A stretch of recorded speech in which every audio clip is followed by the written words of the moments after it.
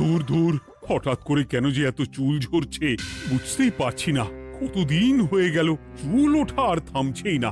না, এমন হতে থাকলে তো মাথায় টাক পড়ে যাবে। না না না, আজ রাজবৈদ্যের কাছে পরামর্শ নিতে হবে। কি ব্যাপার মহারাজ, আজ আপনাকে এমন চিন্তিত দেখাচ্ছে কেন?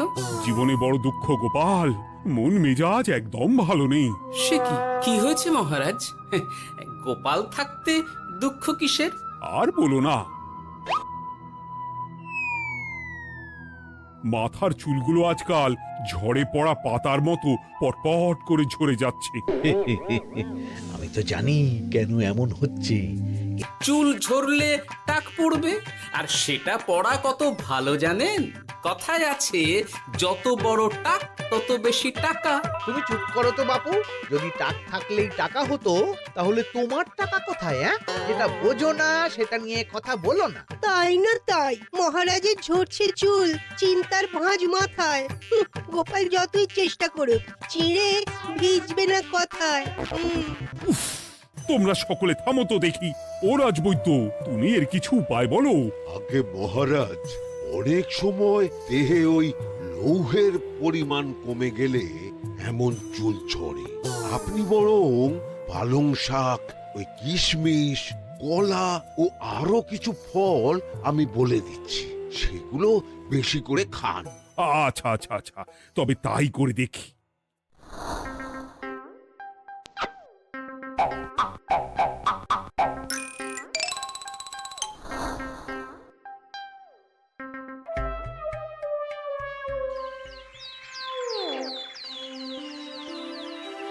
ও রাজবৈদ্য, তোমার কথা মতো শাক পাতা ফলমূল সবই তো খেলাম, চুল ঝরা বন্ধ তো হলোই না। তো জানতামই এমন হবে। কিন্তু মহারাজ, এমনটা তো হওয়ার কথা নয়। কিন্তু হচ্ছে তো। আরে আমার সাধের চুল, কোথায় চলে গেলি সব? এর জন্য তুমি দায়ী। তুমি এর জন্য শাস্তি পাবে বৈদ্য। আমাকে আমাকে ক্ষমা করে দিন মহারাজ, এমনটা হবে এ তো আমি ভাবতেই পারিনি। কিছু মনে করবেন না মহারাজ, ছোট মুখে বড় কথা বলছি, কিন্তু সত্যি এখানে রাজবৈদ্যর কোনো দোষ নেই। ওকে শাস্তি দেওয়াটা ঠিক হবে না মহারাজ। দেখেছেন মহারাজ, গোপালের সাহসটা দেখেছেন? আপনার মুখের উপর কথা বলছে। তা বলি, তুমি যখন এতই বোঝো তাহলে নিজেই একটা আস্ত লোহা খেয়ে দেখো না, তোমার মাথায় চুল গজাচ্ছে কিনা। ঠিকই আছে, এসব মূর্খের মতো কথা কেবল আপনার থেকেই আশা করা যায় মন্ত্রী মশাই। মহারাজ, আপনি বিচক্ষণ মানুষ, আমার শুধু অনুরোধ, আরেকবার ভেবে দেখবেন। ঠিক আছে, রাজবৈদ্যকে আমি শাস্তি দেব না, কিন্তু সকলের জন্য আমার একটা ঘোষণা আছে। কি ঘোষণা? আমার এই কঠিন সমস্যা যে দূর করে দিতে পারবে তাকে আমি বিশেষ পুরস্কারে ভূষিত করব। এই তো পেয়েছি, এই সুযোগ কোনোভাবেই হাতছাড়া করা চলবে না। এবারের সমস্যাটা সত্যি বেশ কঠিন। কি করলে যে মহারাজের চুল পড়া বন্ধ হবে সেই উপায় মাথাতেই আসছে না। হঠাৎ করে কেন যে এমন হলো কে জানে।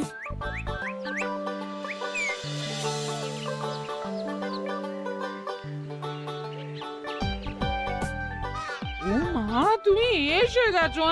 একটু বসো, আমি তেলটা মেখেই হাত ধুয়ে খাবারটা বাড়ছি। হ্যাঁ, সে ঠিক আছে, কিন্তু তুমি কিসের তেল মাখছো এটা? কি আবার মাথার চুলের তেল? এখানেও চুল, ওদিকে মহারাজেরও চুল ঝরে পড়া নিয়ে আমরা সবাই হিমশিম খাচ্ছি গিন্নি।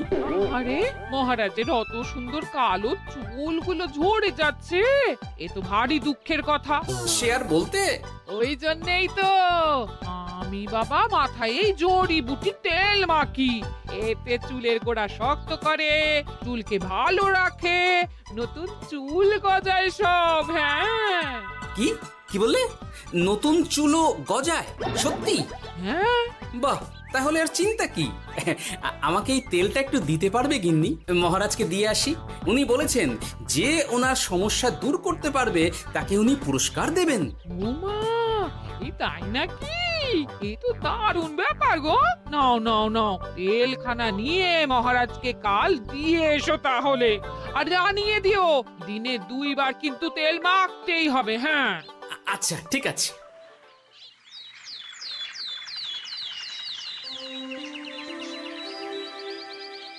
কোনো উপায় খুঁজে পেলে তোমরা? আগে মহারাজ, আমি আপনার জন্য নকল চুল বানিয়ে এনেছি। যতদিন আপনার চুল পড়া বন্ধ না হচ্ছে ততদিন আপনি এটা পরে ব্যবহার করতে পারেন। সে তো বুঝলাম, কিন্তু নকল চুল তো আর আসল চুলে জায়গা নিতে পারবে না বিজ্ঞানী। আসল চুলের কথা ভেবে আমি আপনার জন্য কেশুত্তে পাতা এনেছি মহারাজ। আচ্ছা বেশ। তা গোপাল, খুব তো আগের দিন বকবক করছিলে, তুমি কি এনেছো শুনি? সেটা যথাসময়ে দেখতে পেয়ে যাবেন মন্ত্রী মশাই। এটা জড়িবুটি তেল মহারাজ। আমি এটা আপনার জন্য এনেছি। এতে নতুন চুল গজায় আর চুলের স্বাস্থ্যও ভালো হয়। আমার গিন্নিও ব্যবহার করে এটি, তবে দিনে 2 বার করে মাখতে হবে, তাহলেই ভালো ফল পাবেন মহারাজ। বাবা, তাহলে তুমি কেন মাখো না? আচ্ছা, আপনার সমস্যাটা ঠিক কোথায় বলুন তো মন্ত্রী মশাই? মহারাজের জন্য কিছু আনলেও কথা শোনান, না আনলেও কথা শোনান। সত্যি তো মন্ত্রী, কেন তুমি সব সময় গোপালের পিছনে পড়ে থাকো বলো তো? এরা তো তাও সবাই কিছু না কিছু আমার কথা চিন্তা করে এনেছে, তুমি তো সেটাও করনি। না, আসলে মহারাজ, আমিও ভাবছিলাম আপনার কথা, কিন্তু থাক, বুঝেছি। আহ, দারুণ। তেলের গন্ধটাও খুব সুন্দর। গোপাল, তোমায় অনেক ধন্যবাদ। আশা করছি ব্যবহার করলে খুব ভালো ফল দেবে। একদম দেবেই মহারাজ। দূর বাবা, ভেবেছিলাম এক হলো আর এক। কোথা দিয়ে যে গোপালটা মাঝখান দিয়ে এসে নাক গলিয়ে ঢুকে পড়ে, খুব শক্ত পুরস্কার নেওয়ার। দেখাচ্ছি মজা।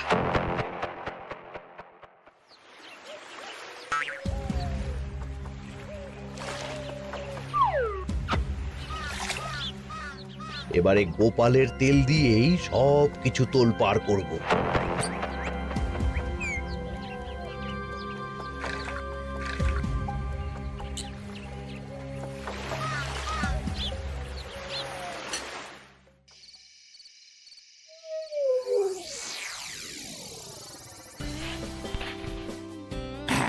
ব্যাস, হয়ে গেল 2 বার মাখা। গোপাল বলেছিল এতেই ভালো ফল পাব, কিন্তু এখন মাখার পর মাথাটা কেমন জ্বালা জ্বালা করছে মনে হচ্ছে। হয়তো নতুন চুল গজাবে বলে এমন হচ্ছে। কাল সকালে বোঝা যাবে। এতক্ষণে বোধহয় ছোট ছোট চুল গজিয়েই গেছে।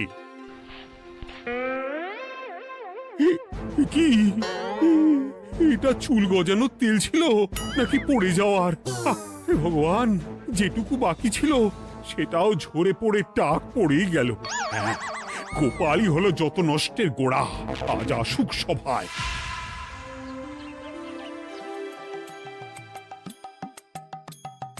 এই যে এখন এলেন উনি। ও কি মহারাজ, আপনি এমন কাপড় মাথায় জড়িয়ে বসে আছেন কেন? তুমি আর এমন প্রশ্ন জিজ্ঞাসা করো না গোপাল, তোমার দয়াতেই মহারাজের এমন অবস্থা। মানেটা আমি তোমায় দেখাচ্ছি, দাঁড়াও। এই যে গোপালের দেওয়া তেল মেখেই আমার এমন হয়েছে, আর তার জন্য আমি তোমাকে কোনোদিনও ক্ষমা করব না গোপাল।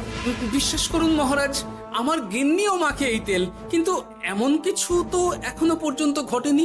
আমি আর কিচ্ছু শুনতে চাই না। আমার মাথা ভর্তি চুল আমি ফেরত চাই। যতদিন না আমার মাথার সব চুল ফিরে আসছে ততদিন আমি তোমার মুখও দেখতে চাই না। মহারাজ, আপনার কোনো চিন্তা নেই, আমি তো আছি। এবার এই সমস্যার একটা সমাধান আমি করেই ছাড়বো। কি ব্যাপার, মন্ত্রী মশাই এত লাফাচ্ছে কেন? এসবের পেছনে আবার ওনার হাত নেই তো? না, ব্যাপারটা পরে দেখতে হচ্ছে।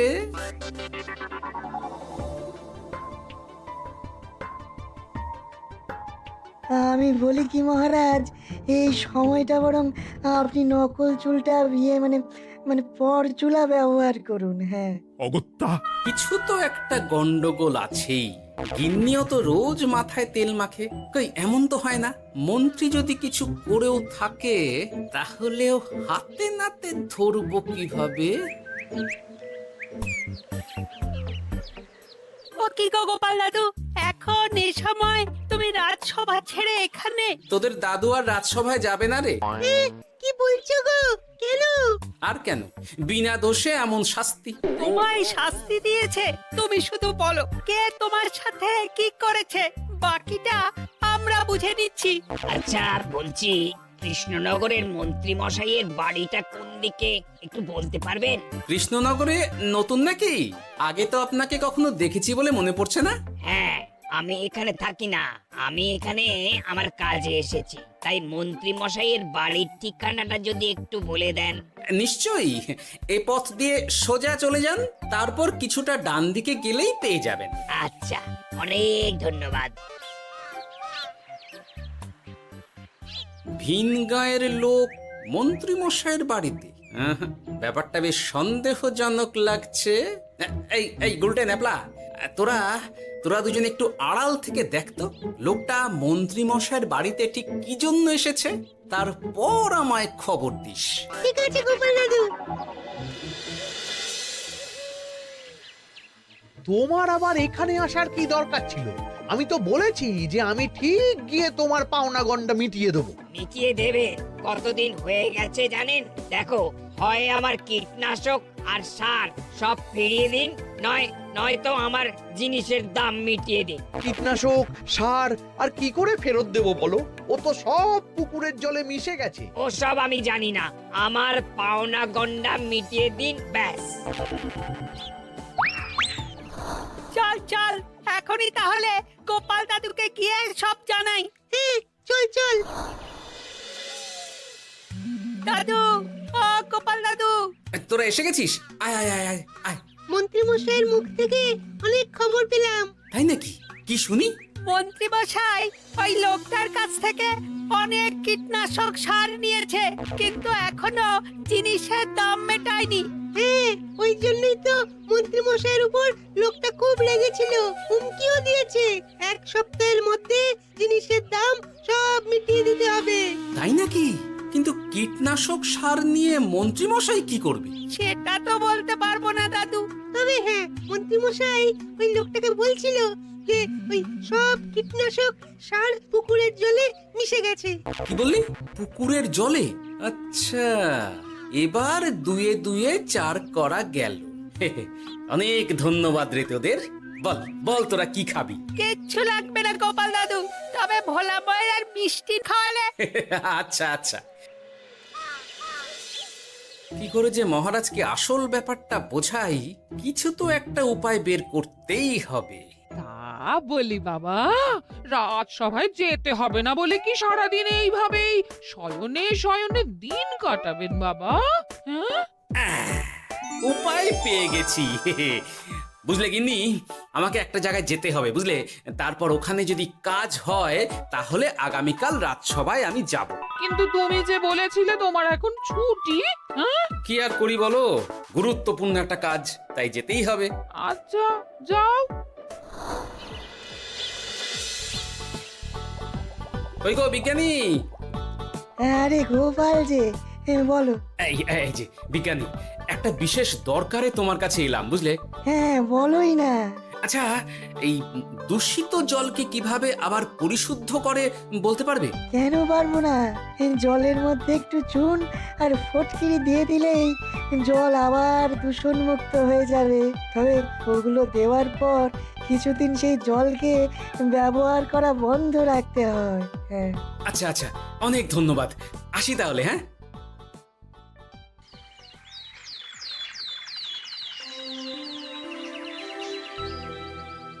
ছায়া পড়েছে, ছায়া পড়েছে, আমি বেশ বুঝতে পারছি তার ছায়া পড়েছে এখানে। কার ছায়া পড়েছে? আজকাল তোর মাথা থেকে অনেক চুল ঝরে পড়ছে, তাই না? আগে হ্যাঁ সাধু বাবা, আপনি একদম ঠিক কথা বলেছেন। ও বাবা, এই আবার কোথা থেকে উদয় হলো? আরে আমি একা গিয়ে সেই স্নানের পুকুর পরিদর্শন করতে চাই। যথা আজ্ঞা বাবা।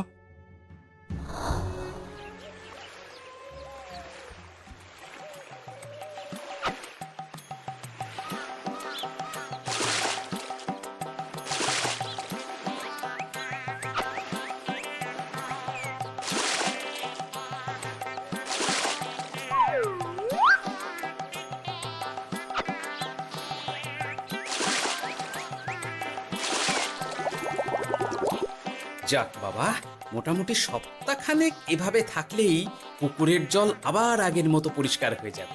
এবার শুধু মহারাজকে একটু বুঝিয়ে বললেই হয়ে যাবে।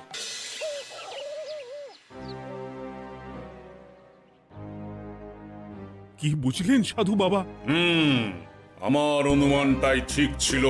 পুকুরের জলে কালো ছায়া পড়েছে, কুদৃষ্টি পড়েছে, তাই এমন হচ্ছে। সে কি? কি কালো ছায়া? যত সব বাজে কথা। জল দূষণ করলাম আমি, আর দোষ পড়ছে কালো ছায়ার উপর। তাহলে এখন কি হবে? চিন্তার কোনো কারণ নেই। আমি মন্ত্রপুত ভস্য ছড়িয়ে দিয়েছি। 1 সপ্তাহ ওই পুকুরের জল স্পর্শ তো দূর, পুকুরের কাছেও যাওয়া নিষেধ। তাহলে আমার মোহরের কি হবে? যথা আজ্ঞা সাধু বাবা। ও কি, তাহলে মহারাজ এতদিন স্নান করবেন কোথায়? সে কথা কাউকে চিন্তা করতে হবে না। মহারাজের ওপরে কালো ছায়া পড়া জল পড়েছে, তাই আগে সেটা শোধন করতে হবে। আমাকে তাহলে কি করতে হবে সাধু বাবা? আমার শিষ্য গোপাল আমাকে আগেই এই বিষয় জানিয়েছিল। আমি তার হাত দিয়েই তোর স্নানের জল পাঠিয়ে দেব। তাই আগামী 1 সপ্তাহ সেই জল দিয়েই তোকে স্নান করতে হবে। কি গোপাল? দেখছো তো মন্ত্রী, গোপাল আমাকে কত ভালোবাসে। আমি ওকে কত কথা শোনালাম, কিন্তু না না না না, কাল থেকেই আমি আবার গোপালকে রাজসভায় ডেকে আনবো। আমি আসছি, আমার কাজ হয়ে গেছে। আর হ্যাঁ, তোর স্নানের পুকুরের চারিদিকে প্রহরীর বন্দোবস্ত কর। কাক পক্ষীও যেন ওখানে প্রবেশ করতে না পারে। আচ্ছা বাবা, আচ্ছা।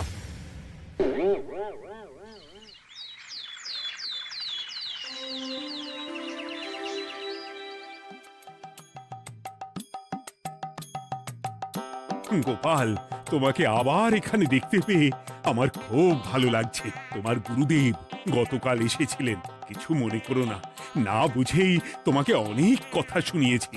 না মহারাজ, আমি জানি আপনি আমাকে খুব ভালোবাসেন, তাই আমি কিছু মনে করিনি মহারাজ। এই নিন, আমি আপনার স্নানের জল এনেছি। হ্যাঁ হ্যাঁ হ্যাঁ, দাও দাও দাও।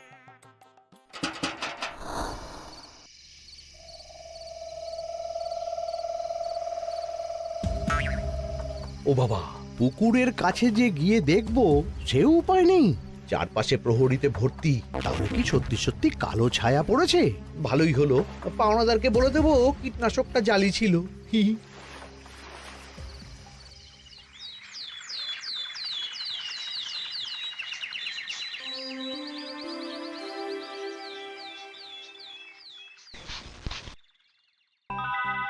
এই তো আমার সেই পুরনো কালো চুলগুলো আবার ফিরে এসেছে। আহা, কি যে আনন্দ হচ্ছে দেখে। আজ 1 সপ্তাহ সম্পূর্ণ হলো। গোপালের জন্য আমার স্নানের পুকুর থেকে কালো ছায়া দূর হয়েছে। আমাকে এই সমস্যা থেকে দূর করার জন্য আমি গোপালকে 100টি মোহর উপহার দিতে চাই। ধন্যবাদ মহারাজ। দূর, আমার আর ভালো লাগে না। সব সময় গোপালই মোহর পায়, এটা তো আমার পাওয়ার কথা ছিল। এদিকে আজকে পাওনাদারও আসবে।